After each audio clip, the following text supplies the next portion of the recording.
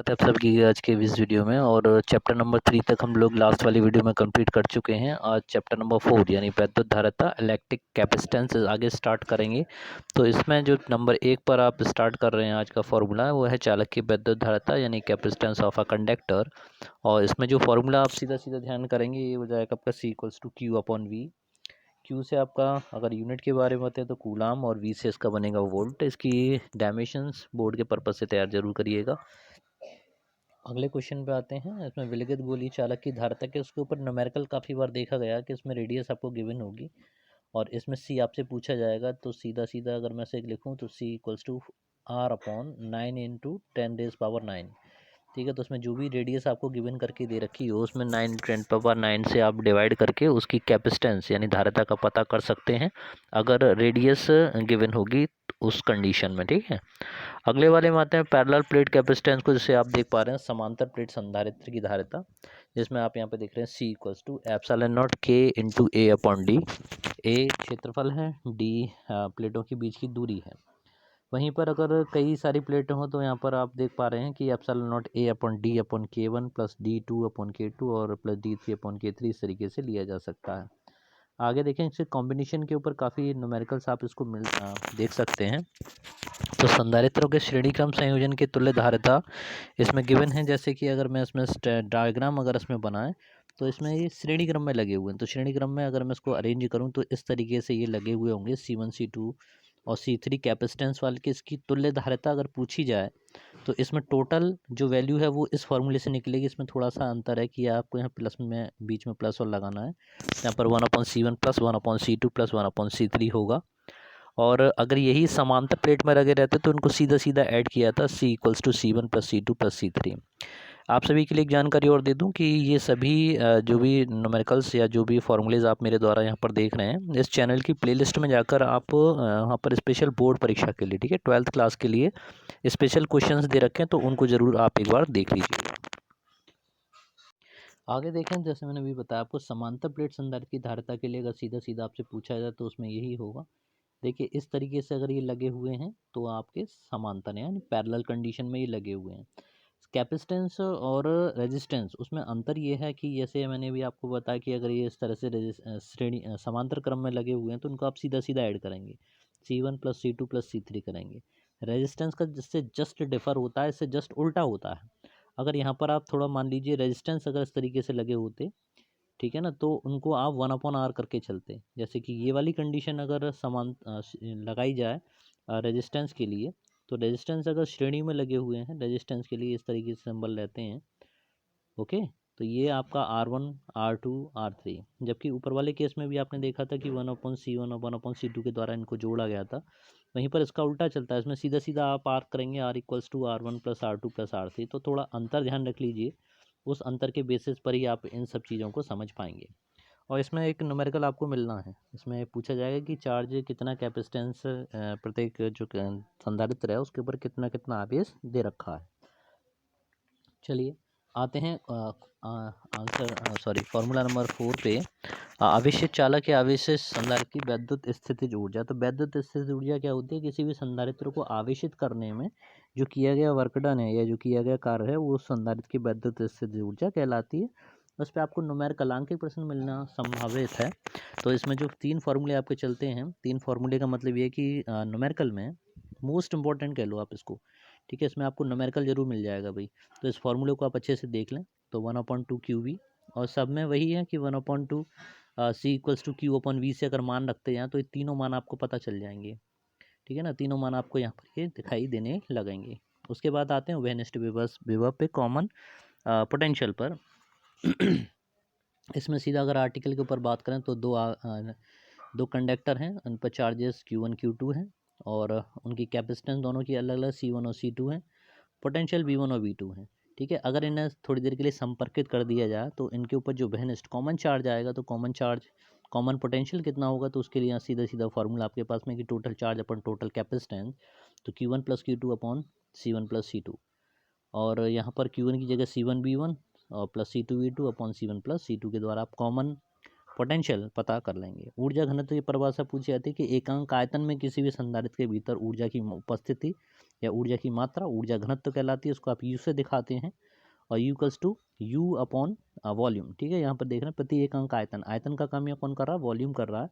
तो उसमें जो एनर्जी स्टोर्ड है वही एनर्जी आपकी एनर्जी डेंसिटी या ऊर्जा घनत्व कहलाएगी, यू इसका स्मॉल यू से इसे आप रिप्रेजेंट करेंगे। चैप्टर नंबर 5 में जो इम्पोर्टेंट देखिए यहाँ पर जो मैं काफ़ी जो विशेष इंपॉर्टेंट फार्मूलेज हैं जो डायरेक्ट आप उनके बिना चलना मुश्किल होगा। ठीक है, तो वही क्वेश्चंस वही फार्मूले आपको मैं संज्ञान में करा रहा हूँ, तो फास्ट रिवीजन है, तो इसको आप देखते चलिए। और देखिए जिन्हें विस्तार से पढ़ना है उनके लिए प्लेलिस्ट दे रखी है, प्लेलिस्ट में मैंने काफ़ी अच्छे वीडियोस अवेलेबल करा रखे हैं, हर एक चैप्टर से रिलेटेड है। तो एक बार फिर से मैं कह रहा हूँ, आप प्लेलिस्ट में जाकर 12th क्लास की बोर्ड, जैसे मेरा जो चैनल है वह कॉन्सेप्ट, इसमें आप उस प्लेलिस्ट में जाइए, वहाँ पर क्लास 12th के वीडियो स्पेशल करके दे रखे हैं, वहाँ ज़रूर विजिट कर लें। पहले वाले पर आते हैं, I equals to Q upon T, और Q equals to N E होता है, एन ई को ध्यान रखिए। तो यहाँ पर इलेक्ट्रिक करंट विद्युत धारा का मान यहाँ से आप निकालेंगे। धारा घनत्व की परिभाषा आ सकती है प्रति एकांक क्षेत्रफल से प्रभावित होने वाली धारा। तो J equals to I upon A ampere per metre square, ampere per metre square, या इसको आप कहते हो सिग्मा इंटू ई, सिग्मा विद्युत चालकता आपकी और ई आपकी इलेक्ट्रिक फील्ड। आगे चलते हैं, मुक्त इलेक्ट्रॉन का अनुगमन वेग drift velocity V D equals to I upon A N E A. देखिए यहाँ पर अगर मैं आपसे कहना चाहूँ तो आप एक सीधा फार्मूला आई का ध्यान रखिए। आई का फार्मूला क्या है, आई इक्वल्स टू आप याद ध्यान रखेंगे वो मिलेगा आपको N E A V D. इस फार्मूले को आप लर्न कर लीजिए, इसी से आपको जितनी भी चीज़ें चाहिए होंगी वो सभी चीज़ें आपको पता चल जाएंगी। तो जैसे यहीं पर अगर अनुगमन वेग की बात की जाए तो वी डी का मान आपसे पूछा गया था, तो V D equals to I upon N E A, N E A आप यहाँ पर लिख देंगे। ठीक है, तो यहाँ से अनुगमन वेग की परिभाषा आपको मिल जाएगी। देखिए एक चीज़ और मैं आपसे कहना चाहूँगा, परीक्षा में अंक लाना ये स्टूडेंट की तरीका होता है, पैटर्न होता है कि किस तरीके से वो एग्जामिनर से नंबर खींच सकता है। ठीक है ना, तो आपका आंसर देना बहुत ज़रूरी है कि आप उस टॉपिक के बारे में नॉलेज रखते हो। तो अगर बाई चांस कोई ऐसा टॉपिक, ऐसा डेफिनेशन अगर आपको फंस जाए कि जो आपको याद ना हो, तो आप उससे टॉपिक से रिलेटेड कुछ चीज़ें आप उसमें लिख सकते हैं, तो आपका क्वेश्चन छूटेगा नहीं। ठीक है ना, तो कुछ नंबर आपको उस पर ज़रूर मिल जाएंगे। तो ऐसा बाई चांस के लिए ध्यान रखिएगा, इस ट्रिक को आप अपना सकते हैं। चलिए 4 पर आते हैं, चालक का विद्युत प्रतिरोध की बात करते हैं। तो चालक का विद्युत प्रतिरोध यहाँ पर ओम के नियम से ध्यान रखिए, V equals to I into R. तो आर का वैल्यू आपको निकालनी है। देखिए कुछ फॉर्मूले हैं जो सभी जगह लागू रहते हैं, थोड़ा सा रूप अलग हो जाता है, बाकी सब चीज़ें वही रहती हैं। तो यहाँ पर जैसे आप देख रहे हैं आर का वैल्यू निकालना, R equals to V upon I हो जाएगा, और यहाँ पर आ जाएगा रो इंटू एल, ये 1 नहीं है एल है। ठीक है, तो उसको आप लिखेंगे रो इंटू एल अपॉन ए। रो क्या है, रो आपका विशिष्ट प्रतिरोध है, स्पेसिफिक रेजिस्टेंस इसको बोलते हैं। तो और ये ई अपॉन जे का रेशियो होता है। यहीं से अगर रो का अगर वैल्यू आप निकालना है तो रो में ए का मल्टीप्लाई हो जाएगा, इन दोनों का मल्टीप्लाई, और एल का भाग लगेगा, तो R into A upon L. Quick revision हम लोग कर रहे हैं। तो यहाँ पर नंबर 5 पे हम लोग पहुँचे।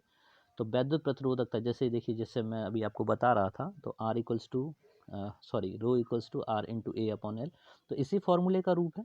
तो यहाँ पर ये सब फॉर्मूले एक दूसरे से कनेक्टेड हैं। ठीक है ना, तो आप थोड़ा सा प्रयास करेंगे तो कोई दिक्कत वाली बात नहीं है। अगले पर आते हैं, वैद्युत चालकता। वैद्युत चालकता ये विशिष्ट चालकता आप उसको कहें तो ज़्यादा अच्छा है, क्योंकि वैद्युत चालकता it is the reciprocal of are.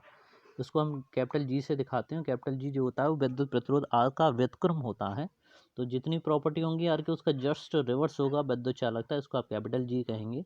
वहीं पर अगर आप जैसे 6 नंबर पर देख रहे हैं चालकता, तो इसको आप कहेंगे विशिष्ट चालकता। तो विशिष्ट प्रतिरोध के व्युत्क्रम को विशिष्ट चालकता कहते हैं। तो rho equals to 1 upon sigma, sigma equals to 1 upon rho. तो यहाँ पर ये जो विशिष्ट चालकता है वो विशिष्ट प्रतिरोध यानी रो का व्युत्क्रम होगा। तो सारी प्रॉपर्टीज जो उसकी हैं वो सब अलग हो जाएंगी। 7 पे देखिए, किसी धातु का प्रतिरोध ताप बढ़ाने पे बढ़ता है। ये 1 नंबर में प्रश्न आपको मिल सकता है, किसी धातु का ताप बढ़ाएं तो उस पर क्या प्रभाव पड़ता है। ठीक है, तो किसी धातु का प्रतिरोध ताप बढ़ाने पर क्या होगा, बढ़ता है। वहीं पर अगर सेमीकंडक्टर की बात करी जाए अर्धचालकों पे, जस्ट इसका उल्टा है। ठीक है ना, तो उसका भी आप ध्यान रखिएगा, वहाँ पर अर्धचालकों की चालकता बढ़ती है। ठीक है, यानी विद्युत प्रतिरोध घटता है।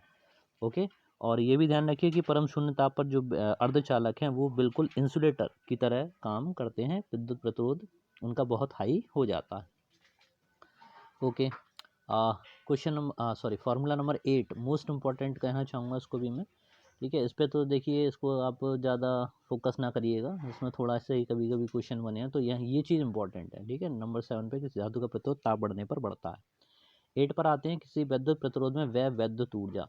विद्युत ऊर्जा के ये वाला फॉर्मूला भाई मोस्ट इंपॉर्टेंट की श्रेणी में रखिएगा, क्योंकि इस पे आपको एक आध न्यूमेरिकल आपको मिलना ज़रूरी है, मिल जाएगा। है सब भाई। देखो V equals to W upon Q, work done करना है तो W का मान निकालना है किसके बराबर, Q के बराबर, QV के बराबर। और I equals to Q upon T होता है, तो Q का वैल्यू अगर आपने लगा दें तो I इंटू टी आ जाएगा, वेट आ जाएगा, VIT आ जाएगा। वहीं पर V equals to I into R अगर रख देते हैं तो यहाँ पर I square into R into T मिल जाएगा। वहीं पर आई का वैल्यू अगर V अपॉन आर रख दें तो ये वैल्यू आपको मिल जाएगी।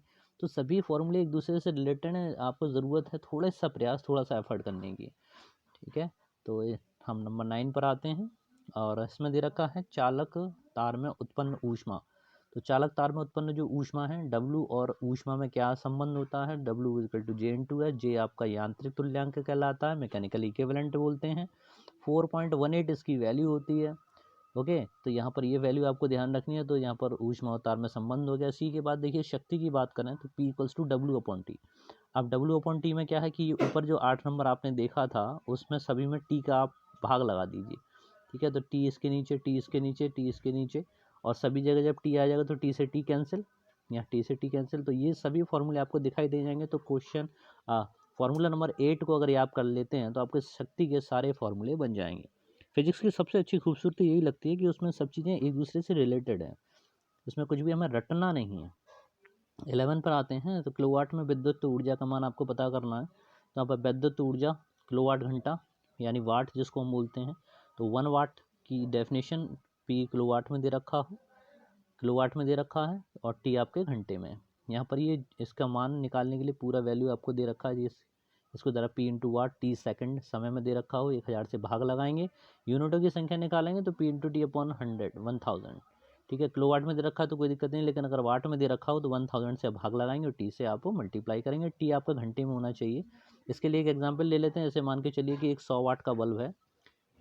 ठीक है, उसको आप 10 घंटे पर डे जला रहे हो, यानी टाइम जो है 10 आवर्स है, और कितने दिन जलाना है भाई, 7 दिन जलाना है। ठीक है, तो कितनी विद्युत ऊर्जा खर्च होगी, या कितने वाट ऊर्जा खर्च होगी, या कितने यूनिट खर्च होगी, तो आप सीधा सीधा निकालेंगे नंबर ऑफ यूनिट। तो नंबर ऑफ यूनिट यानी में P into T into D, सबका मल्टीप्लाई करिए, 1000 से भाग लगा दीजिए भाई, 1000 से भाग लगा दीजिए।